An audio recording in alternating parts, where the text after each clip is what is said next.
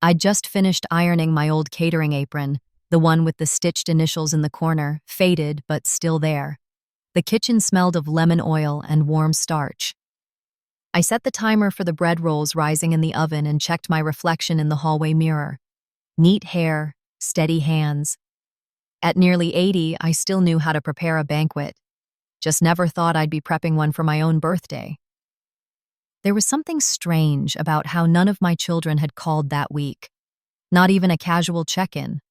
Still, I chalked it up to busyness, until the florist came, apologizing for being early.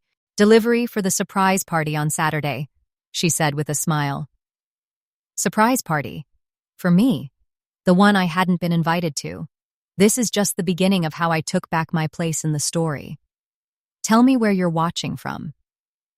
Turns out, I wasn't the one they were expecting to show up. At least, not alive and wearing an apron. I didn't sleep much the night after the florist left. I kept replaying her words. Cheerful, casual, innocent.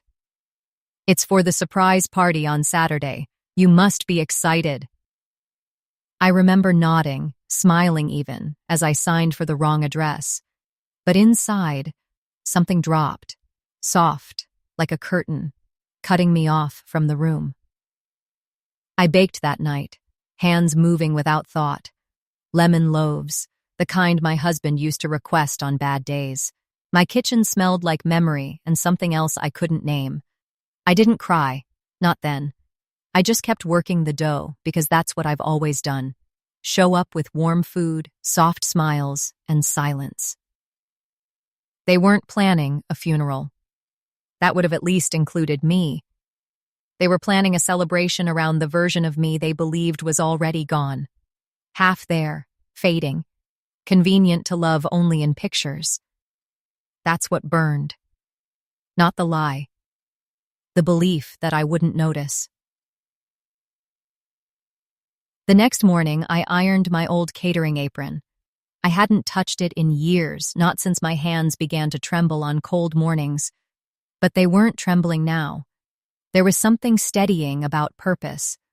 I even polished the name tag, Lorraine's Kitchen, as if I was going to serve strangers. It's funny how quickly the mind shifts from grief to planning.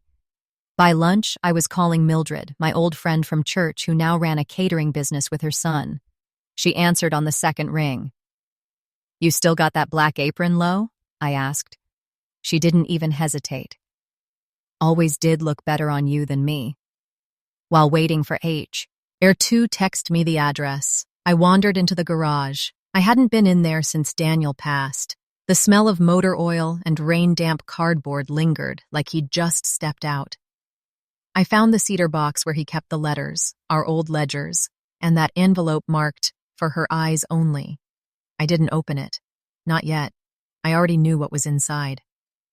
Daniel was a quiet man, but deliberate. When the kids started asking questions about the will, he gave me that look over breakfast, the same one he used when he fixed the roof himself, just to prove he still could. "They'll assume you're soft," he said once. "You decide who remembers you, Lorraine, not them." The catering job was easy to land.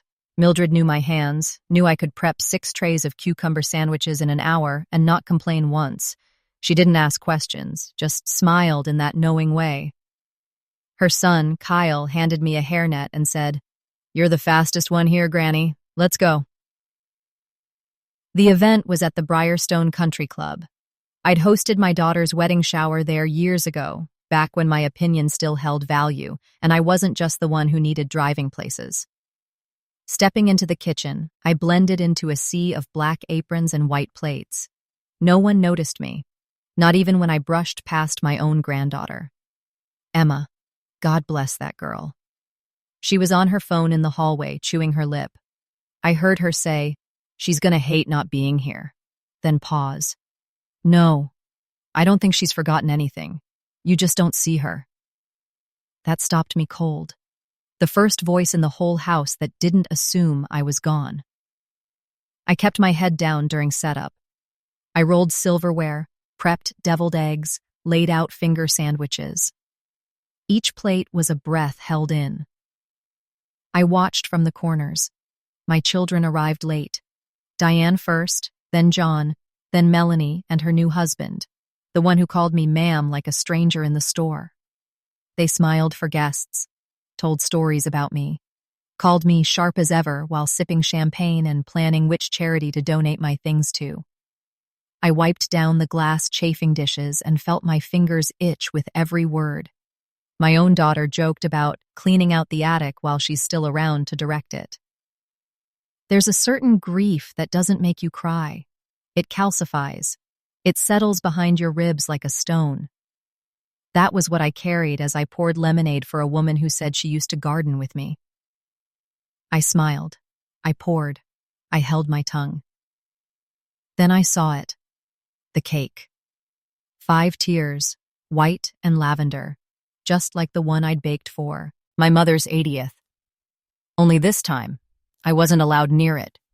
Kyle asked me to light the sparklers. That's when the idea came to me fully formed, like it had always been waiting. I would carry it in myself. But first, I needed the letter. I kept the letter folded in my pocket, close to my hip. It didn't crinkle when I moved, which I was grateful for. I didn't want the others to hear anything unusual.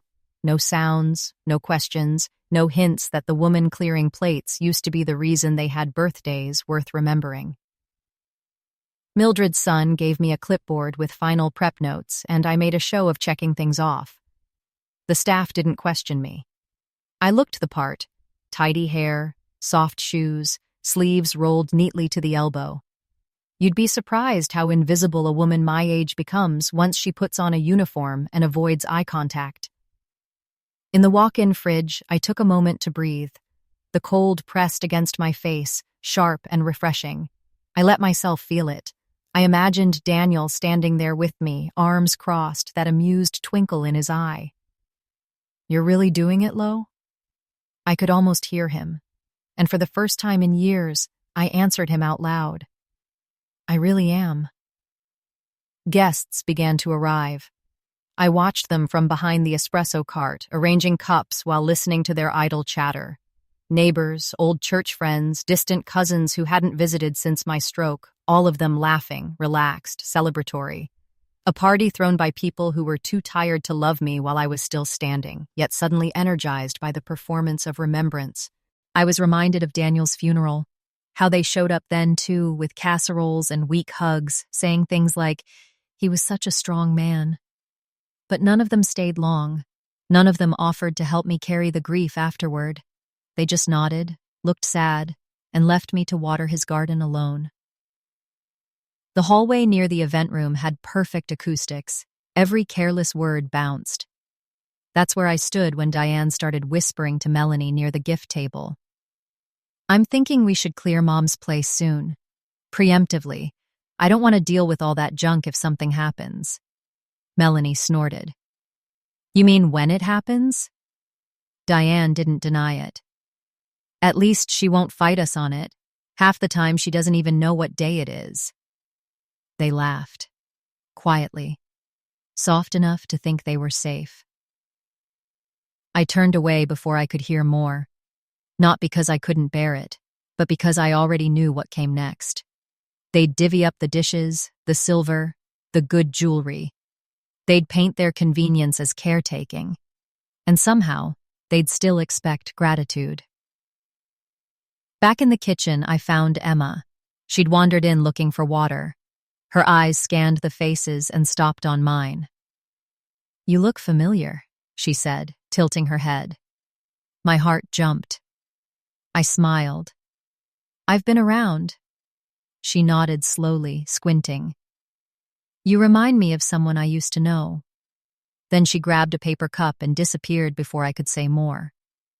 That girl, she was different. Always was. The only one who sent real letters when I was in rehab. The only one who still signed cards by hand. Daniel adored her. "Old soul," he called her once, after she spent an afternoon asking about his coin collection instead of watching TV. She was 8 then. I checked the oven timer and used the quiet to step outside. The back alley smelled of rosemary and diesel. I unfolded the letter finally, hands steady, Daniel's. Writing was still firm, no shakiness, even at the end. Lo, if you're reading this, it means they've shown you who they've become, or maybe who they always were. Don't let them tell your story for you. The account is in your name. 1 million. Use it for someone who sees you. I folded it again and tucked it away. Not for them. Not anymore. I'd made up my mind, but I still had to hear it all, to see every face say the quiet part out loud. There's a kind of peace in confirmation, even if it stings. Back inside, Kyle called for prep. I tied my apron tighter and began plating the caprese skewers. One after another, neat rows, everything in order. Just like I used to keep my life. But order can be a trap too. Neatness mistaken for agreement, silence mistaken for consent. Melanie asked the DJ to lower the music so Diane could give a toast. I leaned into the doorway to hear. My mother always believed in showing up for others, even when she couldn't show up for herself. I nearly laughed. That woman hadn't called me in 3 months. I'm just grateful we could honor her while she's still here. Physically, at least. A few polite chuckles followed. But really, we all know she wouldn't want the fuss. And let's be honest, she wouldn't remember any of it tomorrow anyway. I walked back into the kitchen, jaw tight. That's when Mildred appeared behind me with the cake box. You still want to do it? She asked gently. I nodded. I want them to remember the moment before everything changed. The dining room buzzed with clinking glasses and comfortable laughter. Fairy lights hung from the ceiling beams, my favorite kind, I noted absently. Diane must have remembered that from the garden parties I used to host. I watched from the corridor behind the buffet line, standing just behind the sliding door. Everyone looked content, cheerful, relaxed. It was strange, seeing your life celebrated without you in it. I studied the room like I was a stranger at someone else's family reunion. Familiar faces blurred with acquaintances I hadn't seen in years. Mrs. Caldwell from across the street, Pastor Dean and his wife, even Beverly from my old book club, the one who once called Daniel a saint for marrying a woman with opinions. There were framed photos on the memory table. I recognized most of them. My wedding day, our first house, Daniel in uniform holding baby John. But something was off. No recent photos, no silver hair, no wrinkles. Just the younger me, polished and preserved like a character from someone else's story. They weren't celebrating me. They were celebrating a version of me that no longer had to be taken care of. I drifted toward the dessert trays and began arranging macarons while listening to 2 guests chat by the punch bowl. It's so lovely they did this for her, one woman said. She must feel so loved. The other replied, I heard she's not well. Maybe it's their way of saying goodbye. Both of them nodded solemnly, never noticing I was close enough to smell the lavender on their scarves. From my angle, I could see Emma again. She sat alone at the corner table, fiddling with a charm bracelet. No phone, no drink, just watching. I remembered the last time she visited me, 3 months after the stroke. She brought tea biscuits and a sketch pad, sat at the kitchen table and asked me about my childhood. She drew my hands while I told her how Daniel proposed on a frozen lake. She said she liked how my fingers curled when I remembered something sweet. And then she said something I never forgot. People forget old women had beginnings. I wondered if she remembered saying it. She was 17 then. From across the room, Melanie laughed too loud. She touched the arm of her new husband like she was performing happiness for the guests. I wondered if he knew she'd taken Daniel's old watch without asking. She probably told him it was an heirloom. In a way, it was. John hovered near the bar, checking his phone every few minutes. He always hated these things. Said too many feelings gave him hives. Once, when Emma was little, he told her emotions were like snowstorms. You had to just wait them out. I remembered the look on her face. She'd only asked why her dog died. Kyle appeared beside me with the cake trolley. You ready, Ms. Lowe? He asked. More than ever, I said. He dimmed the lights, and the DJ lowered the music. A hush fell over the room. Someone clinked a glass. Someone whispered, "Here it comes." I pushed the trolley slowly, both hands steady on the handle. 5 tiers of buttercream and sugar roses. My own reflection flickered in the mirrored platter beneath it. They didn't recognize me at first, not when I entered, not even as I rolled the cake all the way to the center of the room. They only noticed something was off when I stood upright, stepped to the side, and took off the apron. Melanie's wine glass froze midair. John's mouth opened, then shut. Diane blinked twice, like a bad dream she couldn't clear. "Surprise," I said quietly. The room fell into absolute silence. Someone coughed. Someone else whispered my name like it was a prayer or a threat. I saw Emma's face twist, part shock, part something else. Relief, maybe. Recognition. I looked around the room, letting the silence stretch, letting it weigh down on every pair of shoulders that once shrugged at my calls. "I came to serve, just like always," I said finally. But then I realized I've done enough of that. I didn't raise my voice. I didn't need to. No one moved. You could hear the soft fizz of champagne settling in the flutes. The sparklers atop the cake had already burned out, a curl of smoke drifting sideways in the still air.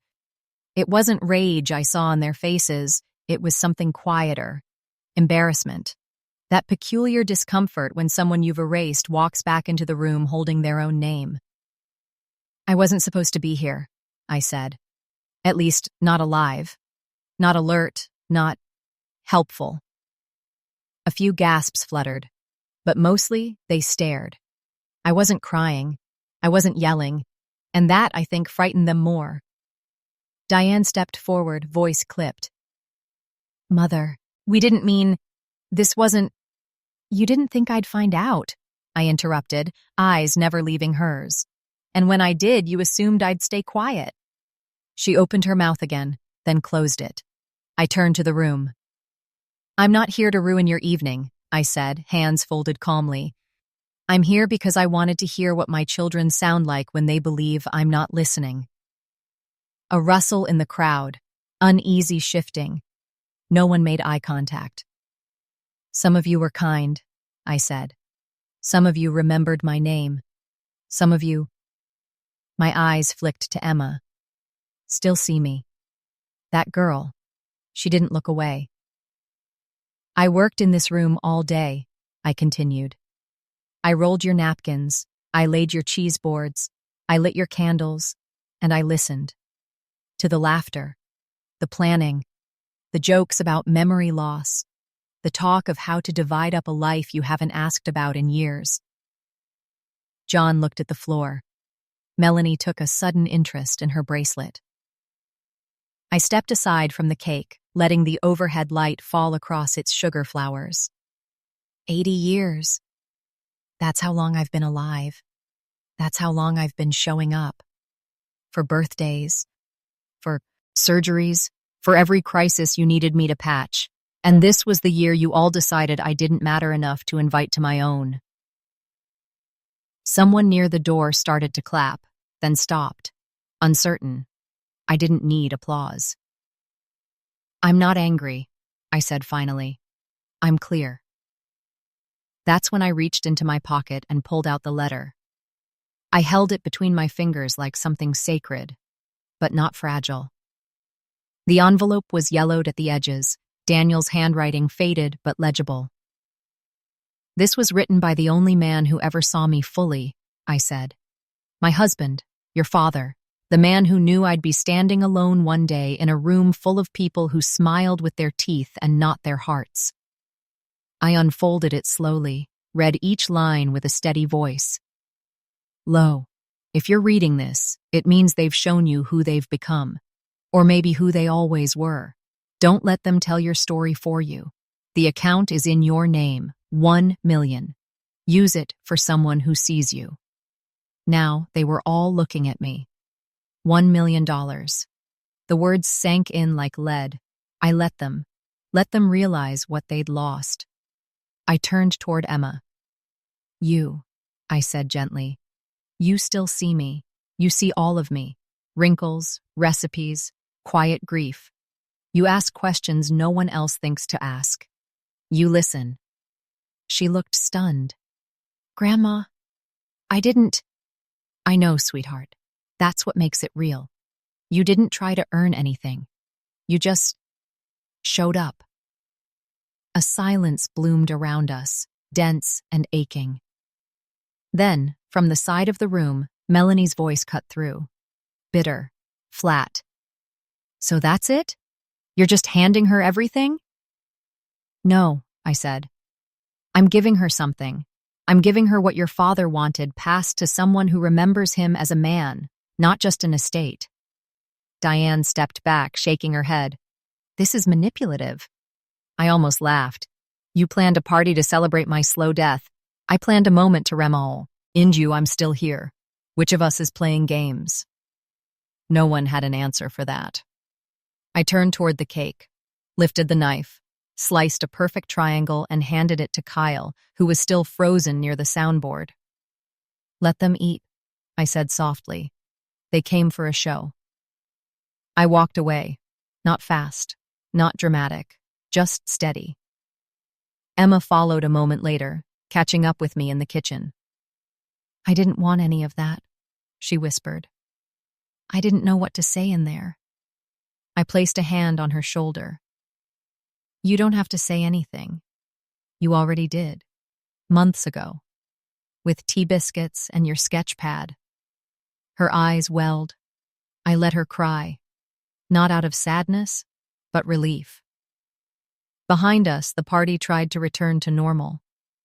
But you can't unhear truth once it's been served beside the cake. I stepped outside for a moment after the confrontation. The night air felt heavier than I remembered, warm with the scent of roses from the garden beds that edged the patio.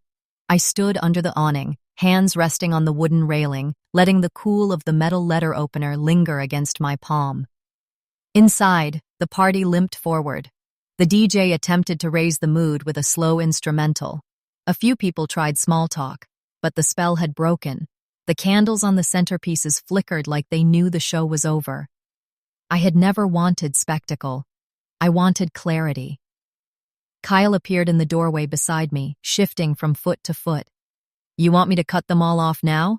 He asked, half joking. I smiled. No. Let them eat the cake. That was the one thing they didn't ruin. He hesitated, then added, That was the strongest thing I've ever seen anyone do. No, I said. The strongest thing I ever did was not say anything for too long. This was just correction. I walked back in with Emma beside me. She stayed close, her shoulder brushing mine like she wasn't sure I'd stay upright. I almost laughed at that. If anything, I felt lighter than I had in years. People watched us return, eyes lowered, some apologetic, some blank. Diane whispered to her husband, who folded his arms and looked away. Melanie's husband smiled weakly at Emma as if trying to separate himself from his wife's silence. John didn't look at me. He never did in moments that mattered. Emma and I took 2 slices of cake and sat in the far corner of the room. She picked at hers with a fork, quiet, pensive. I reached into my purse and pulled out the envelope again, this time a second one. This, I said, placing it in front of her, is the account information. It's not just money, Emma. It's permission. For a different life. She stared. Grandma, I can't. Yes, I said gently. You can. And you will. She shook her head, breath catching. I don't deserve. You do. Because you looked at me like I was still a whole person when no one else did. Because you asked me about my first heartbreak. Because you showed up without needing anything. She was crying again. I let her. You don't have to spend it on anything today, I said. Let it sit. Let it grow. Let it become a door you can open when you're ready. She held the envelope like it might burn. What if they hate me for this? They already resented you, I said softly. But that's not your weight to carry. I scanned the room again. The older guests had left early, citing the drive. A few cousins sat stiffly, unsure of how to act. Melanie and Diane were deep in discussion, eyes flicking toward me every few seconds like I was contagious. John had disappeared. It was almost over. Emma and I stood to leave. No one stopped us. That, in itself, said enough. As we walked toward the doors, a young server, maybe 20, quiet, soft-eyed, touched my elbow. "Ma'am," she said, "I don't know what happened in there exactly, but I've never seen someone walk out of a room more powerful than when they walked in." I smiled. It took me 80 years, but I finally got there. Outside, the night had cooled. Emma helped me into the passenger seat of her small, dented car. She paused at the wheel before starting the engine. "What are you going to do next?" "I think," I said, "I'm going to plan my own birthday party. One where I'm invited." She laughed, the first real sound from her all evening. "Think anyone else will come?" "I'm not sure," I said. "But the ones who matter will." We rode in silence for a while, just the hum of tires and the soft buzz of porch lights sliding past. I held the empty cake box in my lap and thought about Daniel. He would have been proud of me. Not for the speech, not for the inheritance twist. He would have been proud because I stopped waiting for them to remember who I was, and reminded them instead. I placed the envelope in a drawer that evening, second one down, just below the napkins and my grandmother's recipe cards. Emma insisted on staying the night, said she didn't want to leave me alone, even though I didn't feel alone at all. The house felt warm for the first time in months. Not because of the thermostat, because someone's voice filled the kitchen again, because a second mug sat beside mine on the counter. We didn't talk much that night. She made tea. I folded towels. A quiet rhythm passed between us, like music we'd both known but never played together before. I went to bed with my hands steady and my heart settled. Daniel once told me, "You don't need everyone to understand you. Just one person who refuses to forget." And I had that now. The next morning, a letter arrived. No return address, but the handwriting was unmistakable. John. I opened it at the kitchen table, slowly, carefully, like it might unravel. "Mom, I don't have the right words. I don't even know where to begin. I wasn't ready to see myself through your eyes last night, but I think I needed to. I didn't realize how far we'd all drifted until you forced us to look. I don't deserve forgiveness, and I'm not asking for it. I just hope, one day, you'll let me try to do better. John." I sat still for a while, holding the letter like a question. Emma came in mid-morning, her hair pulled into a messy bun, one sock missing. "You okay?" she asked, reaching for a banana. "Your uncle wrote me," I said. She blinked. "Good or bad?"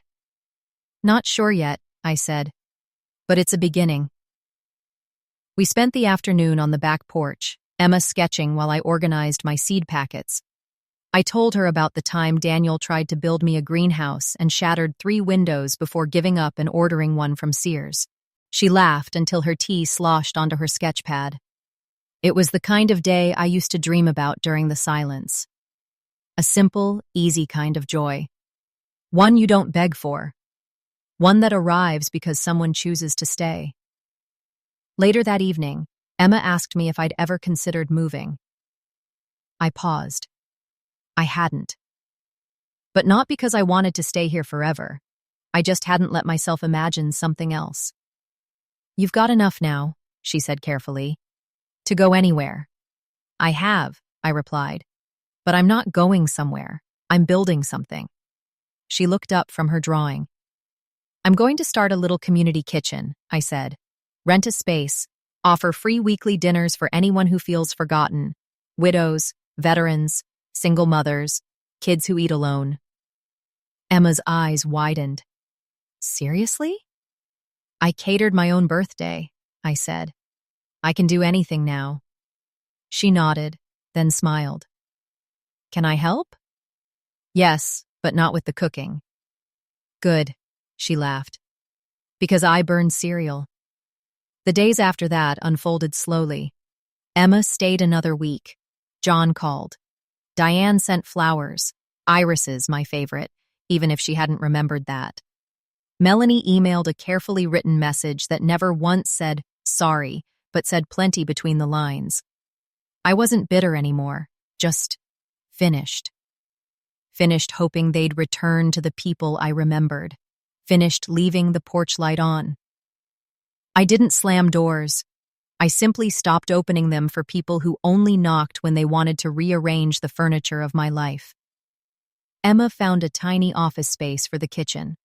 A retired librarian offered to donate shelves. The pastor's wife dropped off 6 casserole dishes and a used standing mixer. Word traveled fast. On opening day, Emma printed a sign. Lorraine's table. Come hungry. Leave seen. That afternoon, the dining hall filled. Not with family, but with people who smiled like they'd been waiting for a place lead. Key this. People like me. And just before sunset, someone tapped on the glass. John. He didn't come in, just stood there, watching. I walked to the door, opened it slowly. I don't want anything, he said. I just wanted to see it. I nodded. Well, here it is. He paused. It's beautiful. I didn't answer, just waited. He looked down, then back up at me. Can I come help sometime? We'll see, I said, and meant it. Then I turned the sign to closed and walked back inside. I turned 80 exactly 1 month after the party I wasn't supposed to survive. This time, there were no surprise banners, no platters prepared by strangers, no daughters directing camera crews or sons pretending to enjoy cake they didn't order. This time, I planned it. The garden behind Lorraine's table had just begun to bloom. Sunflowers along the fence, basil in little terracotta pots by the door. Emma hung string lights between the trees, and one of our regulars, a retired jazz pianist, offered to play soft background music on his keyboard.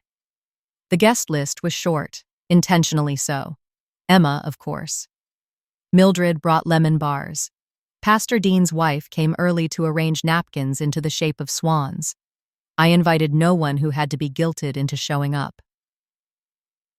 I wore a soft blue dress.